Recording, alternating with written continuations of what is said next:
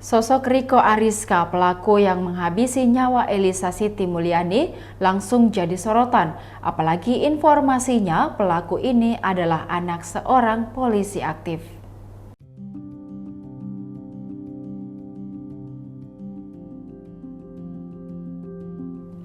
Riko sebelumnya ditangkap beberapa jam usai menghabisi nyawa mantan kekasihnya di Jalan Stadion Badak, Kabupaten Pandeglang, Banten, Rabu 8 Februari 2023 malam. Pelaku sakit hati pada korban yang sudah memiliki kekasih baru setelah hubungan manis selama 5 tahun mereka kandas. Menurut informasi yang beredar, korban menolak diajak berpacaran kembali dengan pelaku. Pelaku bahkan sampai mendatangi kediaman korban dan bertemu dengan ayah almarhumah untuk meminta agar Elisa mau kembali padanya. Namun saat itu ayah korban tidak berbicara panjang lebar dan hanya menjawab jika ia akan berbicara terlebih dahulu pada anak perempuannya.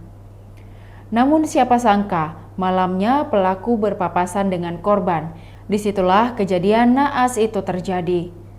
Untuk itu, orang tua korban yang merupakan Wakil Ketua Umum Bidang Organisasi Kaderisasi Keanggotaan Kadin Provinsi Banten, Tubagus Hadi Mulyana, meminta agar pelaku dapat dihukum sesuai dengan ketentuan hukum yang berlaku.